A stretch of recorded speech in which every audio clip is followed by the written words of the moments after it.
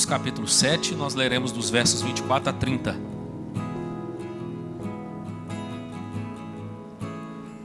Diz assim a palavra de Deus: levantando-se, partiu dali para as terras de Tiro e Sidom. Tendo entrado numa casa, queria que ninguém o soubesse.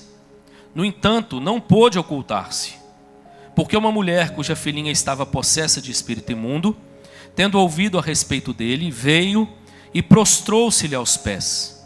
Esta mulher era grega, de origem ciro-fenícia, e rogava-lhe que expelisse de sua filha o demônio.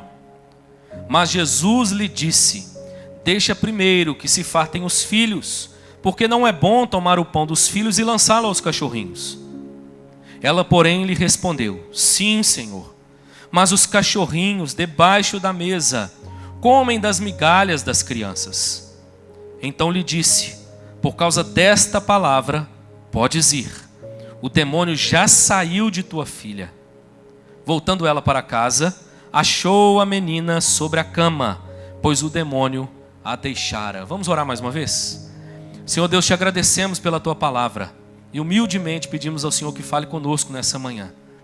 Edifica o nosso coração, fortalece a nossa fé, confronta, Pai, exorta, Deus, o nosso coração e transforma-nos para a tua glória. Que o Senhor seja glorificado em nos encontrar ao final desse culto, transformados.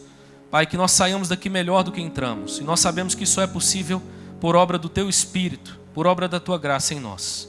E certos de que o Senhor ouve a nossa oração e acolhe a nossa oração, nós te agradecemos em nome de Jesus. Amém e amém. Amém, meu irmão. Você se considera uma pessoa de fé? Você se considera uma pessoa de muita fé? Você já deve ter transitado por aí, conversando com as pessoas. Você já deve ter percebido que essa é uma expressão que as pessoas usam com certa frequência. Claro, né? Por ser pastor, talvez eu ouça isso mais. Mas quando a gente se depara com as pessoas, inclusive fora da igreja, e a gente começa a conversar, muitas vezes nós ouvimos as pessoas dizendo assim: não, porque eu sou uma pessoa de muita fé. E de repente a gente ouve as afirmações de fé mais diferentes possíveis, né? Mas essa afirmação, ela traz consigo uma verdade. E essa verdade é de que o ser humano, ele foi capacitado, foi feito por Deus com o que nós chamamos de germe da religião. Todo ser humano tem na sua essência essa tendência a buscar algo para adorar. É interessante que eu li, coincidentemente, duas coisas distintas esses dias. E uma delas foi um achado arqueológico na África. Alguns cientistas, eles entendem que a África, tudo leva a crer que a África seria o berço da civilização. E eles encontraram um cemitério antigo. E o que chamou a atenção nesse cemitério? Que, segundo esses pesquisadores, foi datado do ano cerca de 70 a 80 mil antes de Cristo, segundo esses pesquisadores. E o que chamou a atenção? Porque foi que pela primeira vez eles viram uma cultura muito antiga tendo separado um lugar para cuidar dos seus mortos. E a maneira como eles separaram esse lugar, a maneira como eles se organizam socialmente, a maneira como eles colocaram outros elementos naquele lugar, ficou muito claro que aquele povo não só tão primitivamente já tinha um cuidado com o sepultar os seus mortos, como tinha religião no seu meio. Havia crença no seu meio. Em geral, a sociedade humana, ela entende que o cuidado com o corpo começou, esse cuidado com o sepultamento começou como fruto da religião. O entendimento de uma vida pós-morte, o entendimento de que o corpo não poderia ser deixado de qualquer forma. Então nós temos um achado arqueológico bem antigo, afirmando, irmãos, aquilo que nós já cremos pelas Escrituras. Porque a Bíblia diz isso.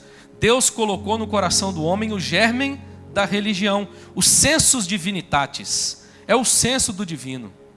E outra coisa que eu vi essa semana que eu achei muito interessante, foi uma influencer, ela é cristã, postando vídeo de um historiador, esse historiador mostrando, ele é brasileiro me parece, foi fazer uma pesquisa fora, e nessa pesquisa ele aprofundou-se um pouco mais, e ele encontrou vestígios de monoteísmo cerca de 4.000 anos antes de Cristo.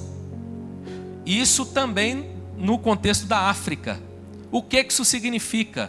Que a religião, essa coisa do homem adorar apenas um Deus, ela remonta a um período inclusive anterior aos hebreus, anterior aos judeus.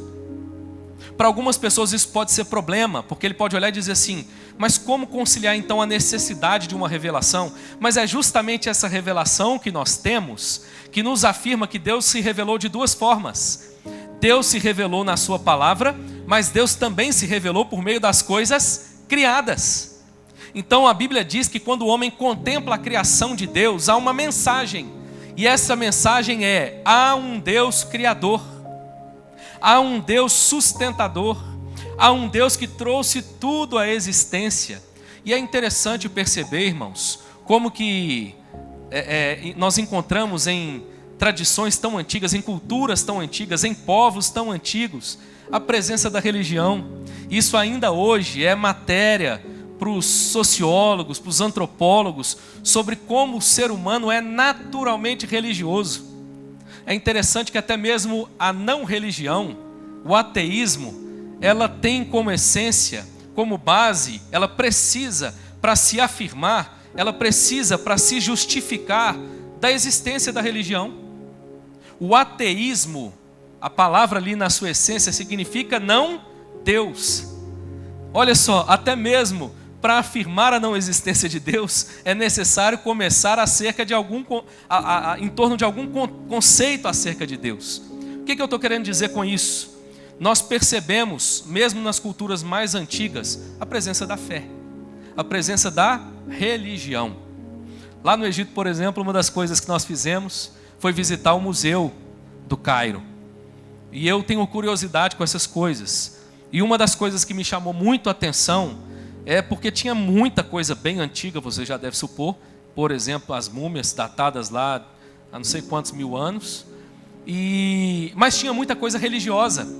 E de tradições, inclusive, diferentes. É interessante perceber como que às vezes essas tradições, inclusive, se conectam. Uma das coisas que eu percebi ali que me chamou muita atenção, estava guardado, e esses objetos estavam juntos em um box, alguns objetos de um ritual egípcio que remonta ali ao ano 1500, mais ou menos, antes de Cristo. Eles tinham um negócio parecendo uma cruz, você já deve ter visto isso aí, nos filmes aí de Faraó e tudo mais. É uma espécie de uma cruz com um círculo em cima. Ali para eles tinha um sentido que simbolizava a vida e vida eterna. A igreja copta me parece inclusive que pega esse símbolo e ressignifica, porque ela usa uma cruz que é exatamente nesse formato. Mas junto com esses objetos tinha umas pias. E junto dessas pias tinha uma espécie de azulejo desenhado. E nesse azulejo desenhado estava descrevendo qual era o ritual. E o ritual era uma pessoa de um lado, uma pessoa do outro lado e uma pessoa no meio numa plataforma mais baixa. E ambas as pessoas ao seu lado retirando água e jogando água sobre a sua cabeça. Um ritual de purificação. E olha que interessante, esse ritual remonta ao período em que os hebreus estiveram no Egito. Há uma dificuldade de alguns historiadores de entender qual o ritual de purificação que deu base para que João Batista batizasse as pessoas no Jordão. Nós vemos, irmãos, a presença da religião entranhada nas sociedades humanas há tanto tempo. Tinha coisas da igreja copta, tinha coisas da religião antiga. Eu fotografei, por exemplo, um box onde tinha a cabeça, a escultura de vários animais que eram deuses dos egípcios na sua cultura mais antiga. Você já deve ter se lembrado, enquanto eu falava disso, das 10 pragas, como Deus confronta as divindades egípcias, enviando as pragas. Enfim, o que eu quero dizer com tudo isso? Há na essência do ser humano o senso divino. É esse senso de que há um Deus diante de quem ele vai prestar conta. Há no ser humano um senso de religiosidade. Há na presença das sociedades humanas, mesmo as mais antigas, a presença da fé. Essa fé, então, que chega até os nossos dias. E a pergunta que nós precisamos fazer primeiro é: a fé que nós nutrimos é uma fé correta? Ela é depositada sobre aquilo que deveria ser? Segundo, como avaliar a grandeza dessa fé? Porque fomos exortados por Jesus nos evangelhos. Homens de pequena fé. Ou seja, Jesus nos exorta a buscarmos uma fé maior, uma fé mais intensa. Como avaliar a grandeza de uma fé? Existe algum exemplo na Bíblia para que nós possamos então, olhando para esse exemplo, copiá-lo, para que nós possamos buscar então, nutrir não só uma fé correta, mas uma grande fé? É interessante, irmãos, que quando nós chegamos no Evangelho segundo Marcos, se você der uma estudada no Evangelho, o que você vai perceber é que até o capítulo 6 há uma ênfase no ministério de Jesus voltado mais aos judeus. Lembre-se daquilo que João vai dizer no seu Evangelho: ele veio para os que eram seus, mas os seus não o receberam. É interessante que em Atos nós vamos perceber quando Paulo se volta para os gentios, antes de fazê-lo, ele segue o modelo de Cristo. Primeiro ele anuncia o Evangelho aos judeus, e só na sequência, quando os judeus rejeitam o Evangelho, é que Paulo prossegue anunciando o Evangelho aos gentios.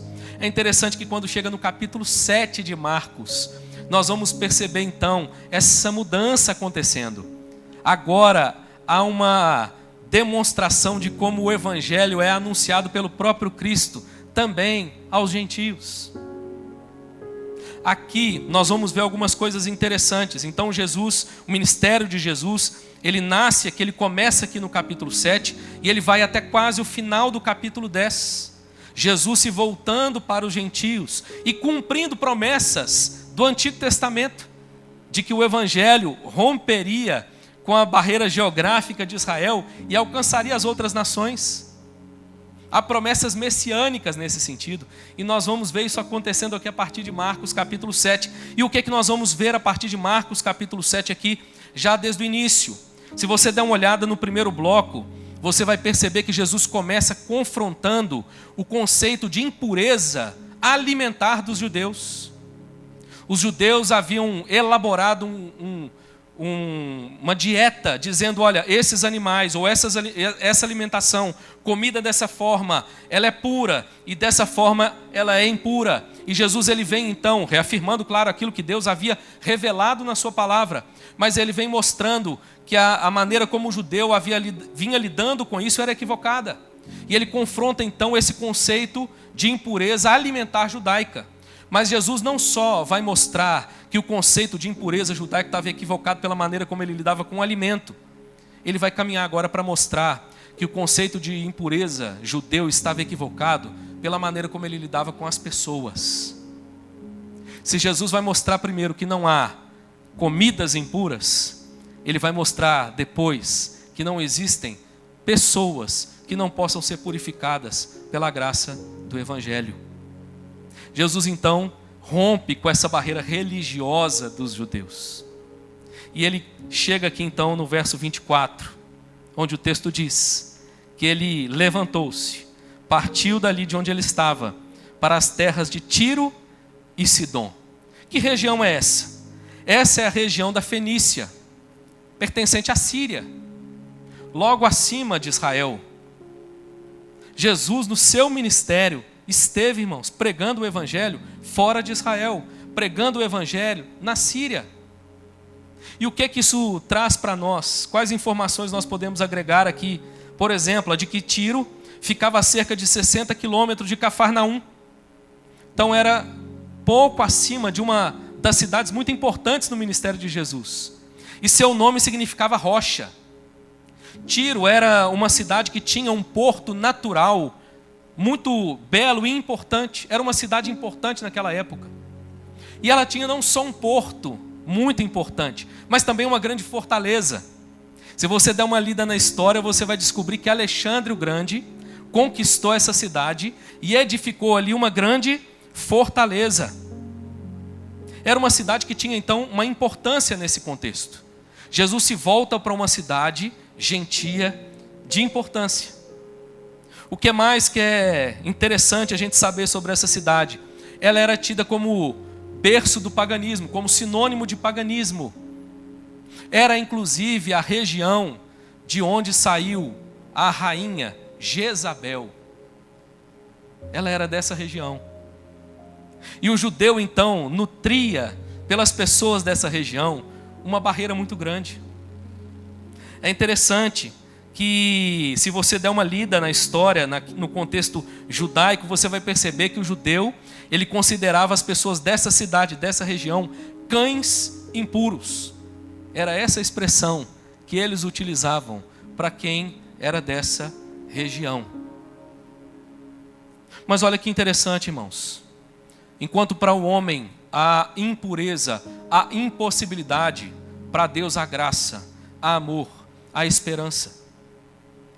Não sei se você sabia, mas nós temos, por exemplo, profecia acerca dessa região sendo alcançada com o Evangelho, por exemplo, no Salmo 87. Não sei se você sabia, mas quando Deus deu promessa ao seu povo de que ele habitaria numa terra que manava leite e mel, essa promessa incluía as terras de Tiro e Sidom. Está lá em Josué 19, 28 e 29, se você quiser dar uma lida depois. Era uma região que pertencia à promessa de Deus. Historicamente, essa região não foi conquistada pela guerra. Mas sabe o que nós estamos vendo agora, irmãos? Essa região sendo conquistada pela graça. Essa região sendo conquistada pelo amor de Deus. Para a realidade religiosa da época, era uma região impossível. Para a realidade do Evangelho, irmãos, região onde o Senhor manifestou graça e amor. Que beleza, irmãos, é saber que há esperança do Evangelho, mesmo para aqueles que talvez não sejam aqueles que são vistos como os que nasceram em berço de ouro no que diz respeito à fé. Falei sobre grande fé, e talvez você tenha olhado para si mesmo e pensado: quem sou eu para ser uma pessoa de grande fé? Quem sou eu para estar entre os grandes? Eu quero te dizer que aqui nós temos um exemplo que pode ser seguido. Provavelmente as pessoas olhariam para Jerusalém, para Israel, buscando um exemplo de grande fé. Mas sabe o que me chama a atenção? Nós só temos 2 pessoas sendo mencionadas nos evangelhos como pessoas de grande fé, e nenhuma das 2 era judia. O centurião e a mulher presente no texto que nós acabamos de ler. Aqui o texto não mencionou em Marcos que ela era uma mulher de grande fé, mas se você quiser dar uma olhada, há em Mateus 15, 28 essa expressão. Lá em Mateus 15, 28, o texto diz que Jesus então olha para a mulher e diz assim: ó mulher, grande é a tua fé, faça-se contigo como queres. E desde aquele momento, sua filha ficou sã. O texto nos conta então a história de uma mulher de grande fé, de uma pessoa de grande fé. E eu quero então falar um pouco com você nessa manhã sobre isso, sobre essa realidade da fé, sobre como nós evidenciamos se nós possuímos uma grande fé, como distinguir uma fé genuína e profunda de uma fé como essa outra que eu usei na introdução. Há um germe da religião, o ser humano adora qualquer coisa, e é interessante que por causa da queda do homem, da rebeldia do homem em relação a Deus, o homem então agora se torna idólatra, e chega a ser cômico, além de trágico, a postura do homem em relação à idolatria. Mencionei isso aqui na escola dominical. A Bíblia diz, por exemplo, que a mesma madeira que o homem usa para forjar uma imagem de escultura, se dobrar diante dela e de chamá-la Deus, ele pega o que sobra da madeira, joga no fogo e cozinha algo para comer. A idolatria faz isso com a gente. A Bíblia diz também que a idolatria, olha o que ela faz. Ela faz com que imagens tenham boca, mas não falem. Tenham olhos, mas não vejam. Tenham ouvidos, mas não ouçam. Mas o texto lá vai dizer que se tornam semelhantes a elas todos os que as adoram. Olha que coisa trágica. Os olhos já não enxergam mais. A boca já não fala das grandezas de Deus. O ouvido não discerne a palavra de Deus. A questão não é simplesmente ter alguma fé. A questão não é dizer para as pessoas, eu tenho muita fé, eu sou uma pessoa de grande fé. Mas em primeiro lugar é ter a fé certa. É nutrir uma fé profunda, mas uma fé certa. E é bonito, irmãos, porque Jesus nos deu o exemplo de alguém. Jesus citou alguém como exemplo. E nessa manhã nós podemos nos voltar para esse exemplo, para encontrarmos aqui então algumas atitudes dessa pessoa de fé, para mirarmos no seu exemplo. Esse texto vai nos mostrar, por exemplo, em primeiro lugar, que uma pessoa de grande fé, ela é percebida pela direção do seu coração. A primeira coisa que nós encontramos nesse texto é que ter uma grande fé é evidenciado pela maneira como essa mulher vai até Jesus. Ter uma grande fé é ir ao lugar certo. A mulher vai até Jesus. Verso 25. Diz que porque uma mulher cuja filhinha estava possessa de espírito imundo, tendo ouvido a respeito dele, veio e prostrou-se aos seus pés. O Evangelho, a palavra de Deus nos diz: buscar-me-eis e me achareis, quando me buscares de todo o vosso coração. O Evangelho também diz, o próprio Cristo diz: vinde a mim, todos vós que estáis cansados e sobrecarregados, e eu vos aliviarei. A primeira questão diz respeito à direção do coração. E essa mulher é demonstrada como uma mulher de grande fé. Primeiro, por ir até Jesus. Isso pode parecer óbvio para você nessa manhã. Mas eu quero te dizer que ir até Jesus é mais do que, por exemplo, ir à igreja. Tem gente que vai à igreja, mas de repente não vai a Jesus. Vai à religião, mas não vai a Jesus. Eu quero te convidar nessa manhã a avaliar o seu coração. E inclusive, se você já fez esse caminho, a lembrar que é possível que durante a nossa jornada nós nos percamos. Lembra do Apocalipse, carta às igrejas? Lembra-te, pois, de onde caíste, arrepende-se e volta. Quem sabe hoje não é dia de fazer esse caminho de volta. Quem sabe você que está em casa nos ouvindo, agora ao vivo. Quem sabe você que está em casa ouvindo inclusive em outro momento. Você se considera uma pessoa de fé, mas diante das dores, das lutas, dos desafios que a vida tem lhe imposto, você tem inclusive questionado essa fé. Eu quero te dizer que há solidez no que a Bíblia apresenta acerca dessa fé. A Bíblia apresenta primeiro qual é a direção dessa fé. Há um lugar para onde devemos ir. E esse lugar é o próprio Cristo. Esse lugar é Jesus. Guarde isso, meu irmão. Fé não é inércia. Fé é movimento. Fé é muito mais do que crer alguma coisa alguma vez, tomar uma decisão e a partir daí aguardar alguma coisa. Não, irmãos. Fé é movimento. E esse movimento é em que direção? É na direção de Jesus.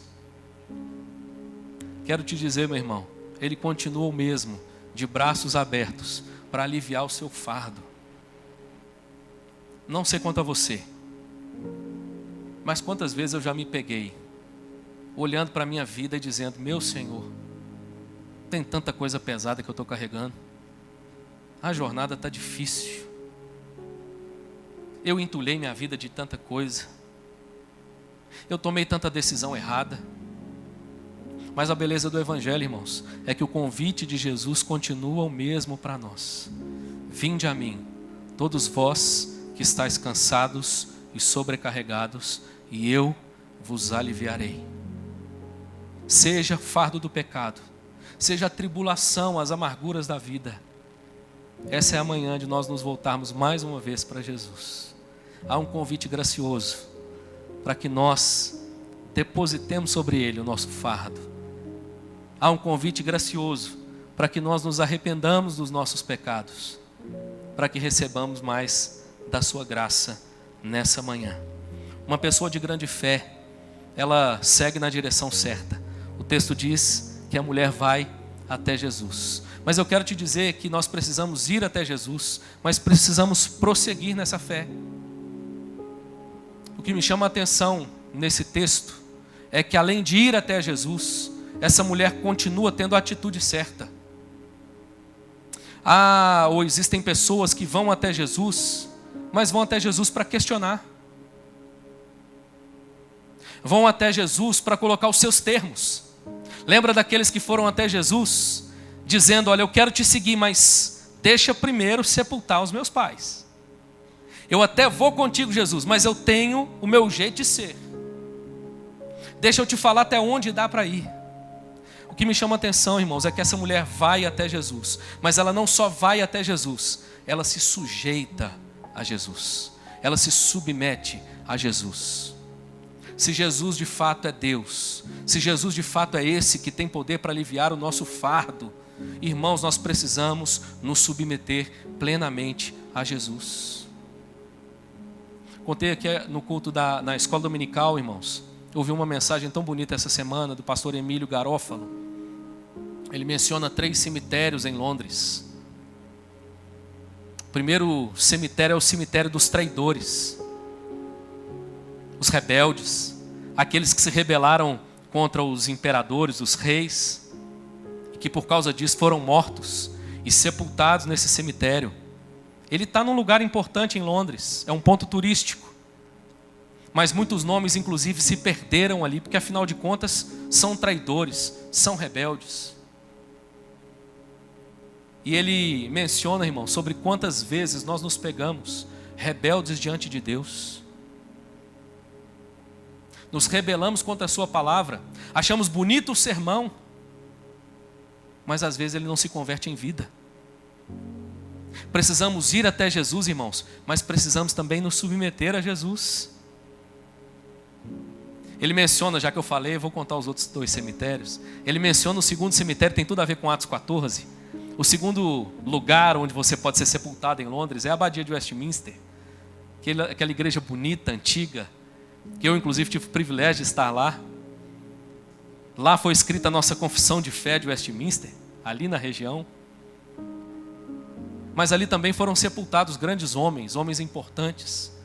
Ali foram sepultados, como ele diz, vários Eduardos, vários Henriques. Ali foi sepultado Charles Darwin. Ali foi sepultado Isaac Newton, o grande missionário David Livingstone.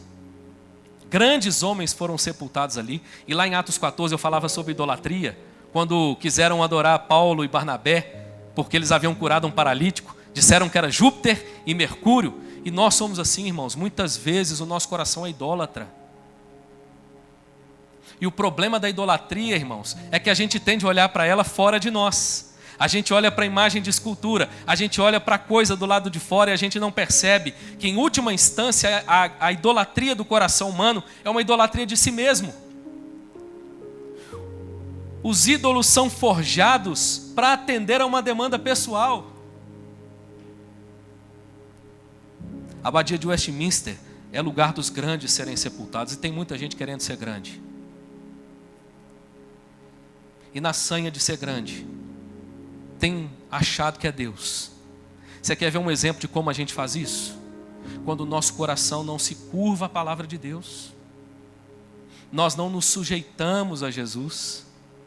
Quero te exortar nessa manhã, meu irmão, a buscar o coração plenamente submisso a Jesus. Já vou dar um exemplo aqui no texto. Terceiro cemitério que ele menciona, irmãos, olha que bonito, que coisa poética. Há um terceiro cemitério em Londres, esse não tem pompa, esse não está nos guias turísticos. É o cemitério dos inconformados. A igreja estatal, durante um tempo, perseguiu muita gente em Londres. E aqueles que não se conformaram à fé estatal, de certa forma mundanizada, secularizada, batendo continência para os imperadores, foram sepultados nesse cemitério. Sabe quem está sepultado ali? John Bunyan. Conhece o autor do livro Peregrino? Sabe quem está sepultado ali? John Owen, o grande teólogo puritano. Homens que, por amor a Cristo, tiveram o seu nome, entre aspas, jogado na lata de lixo da história. Deus é tão bom, irmãos, que preservou o nome desses homens até hoje, e o seu legado até hoje. Mas foram enterrados num cemitério qualquer, porque eles não tinham direito de ser enterrados nos outros cemitérios, mas foram fiéis e submissos ao Senhor até o fim. Nós olhamos para a história de uma mulher que se sujeita a Jesus. Olha o que o texto diz. A mulher era sírio-fenícia. Ela vem até Jesus, era grega, verso 26. Ela faz um pedido, uma oração a Jesus. A sua filha estava possessa de um demônio. Verso 27. Ela ouve uma resposta de Jesus dura, irmãos. Difícil de ouvir. Jesus diz o seguinte para a mulher: deixa primeiro que se fartem os filhos, porque não é bom tomar o pão dos filhos e lançá-lo aos cachorrinhos. Como é que você ouviria uma expressão como essa? Lembra do que eu disse no início? Os judeus diziam que as pessoas dessa região eram cães impuros. Claro, a expressão de Jesus aqui é mais suave. E eu quero inclusive te mostrar que ela já demonstra essa graça de Jesus, as portas da graça se abrindo pouco a pouco para essa mulher. Mas o que Jesus está dizendo é: você não tem preferência. E aí? Como é que você reage quando Deus diz não? Como você reage quando a sua oração não é plenamente atendida? Como você reage quando as circunstâncias se armam e se fecham contra você de tal maneira? E aí? O que fazer? É bonito, irmãos, porque o texto diz que a mulher, ela responde a Jesus. E a resposta dela é doce. A resposta dela é mansa. A resposta dela é humilde. Olha o verso 28. Ela, porém, lhe respondeu: sim, Senhor, mas os cachorrinhos debaixo da mesa comem das migalhas das crianças. Irmãos, tem muita coisa bonita. Eu sei que não vou ter tempo de explorar tudo, mas há uma beleza aqui nesse texto. Primeiro, porque ele mostra que essa mulher, ela tinha uma grande fé, justamente porque ela reconhecia quem era Jesus e que precisava se submeter diante dele. Meu irmão, a nossa fé é provada pela maneira como nós nos submetemos a Cristo. Tem muita gente, por exemplo, abandonando a pessoa com quem se casou nos nossos dias, irmãos. Gente que diz que é submisso a Cristo, mas diz que merece ser feliz.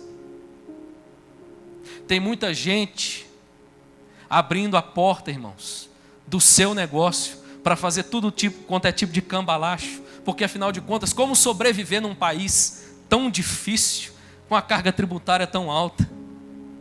E a gente segue, irmãos, segundo o curso do nosso próprio coração. Mas eu quero te dar um exemplo de uma mulher de grande fé. Uma mulher de grande fé, ela se submete a Jesus. Ela sabe que está diante de quem tem poder de mudar a sua situação, a sua história. E ela reconhece que é só Ele e ninguém mais.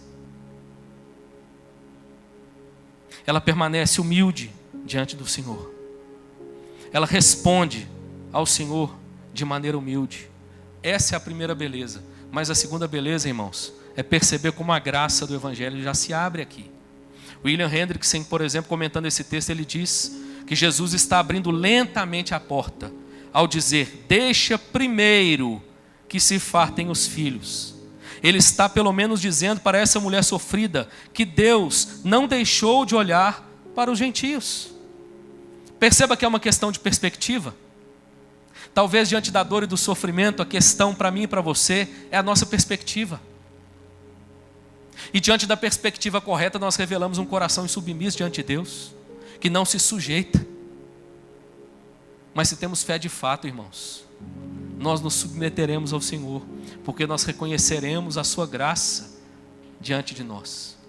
João Calvino, irmãos, diz algo muito bonito também comentando esse texto. Olha o que ele disse: certamente que em nenhuma ocasião o Senhor concedeu sua graça para os judeus, de maneira que não sobrasse uma prova dela para os gentios.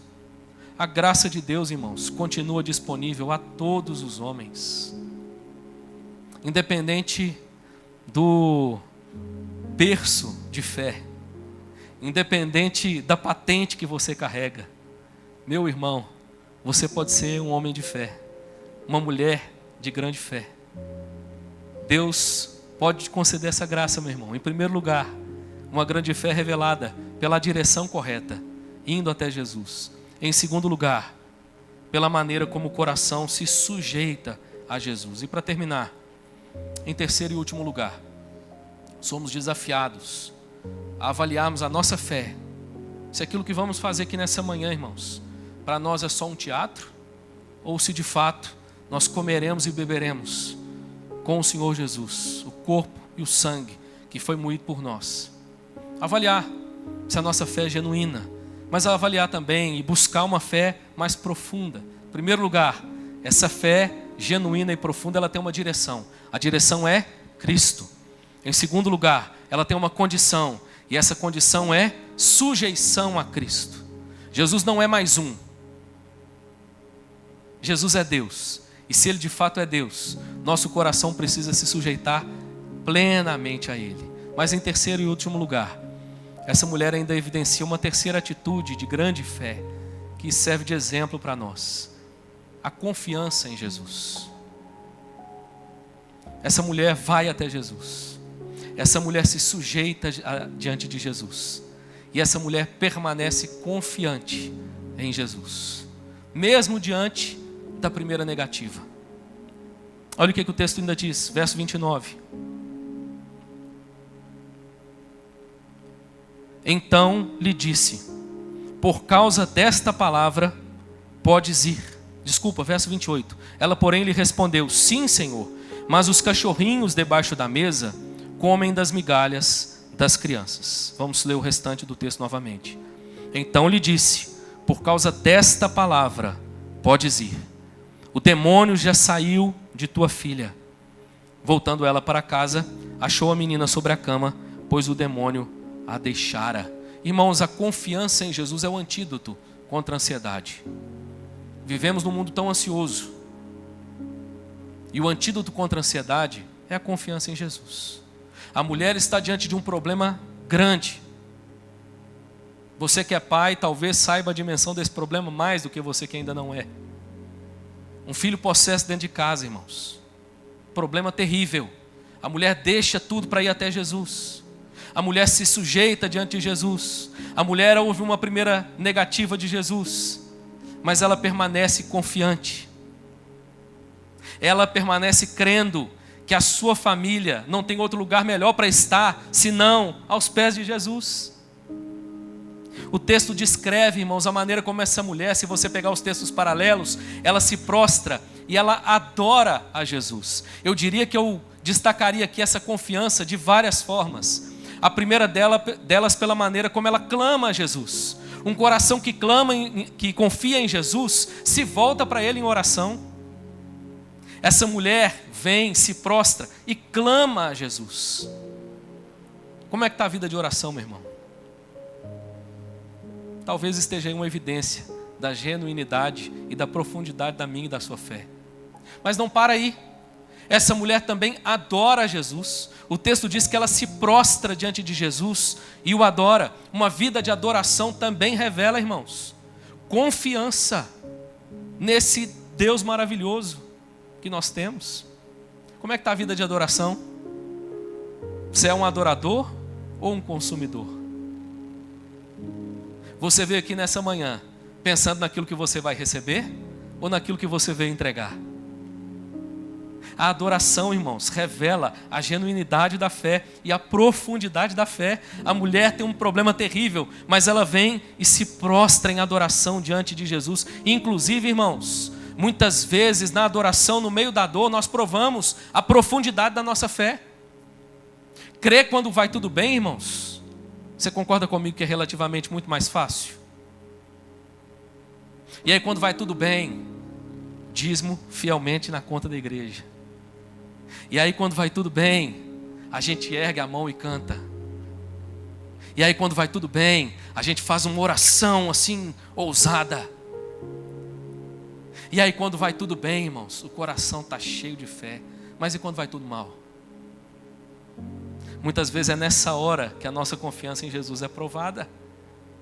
E essa mulher, irmãos, num momento difícil da história da sua família, ela vai para o lugar certo. E ela escolhe a postura certa. Ela está prostrada em adoração diante de Jesus.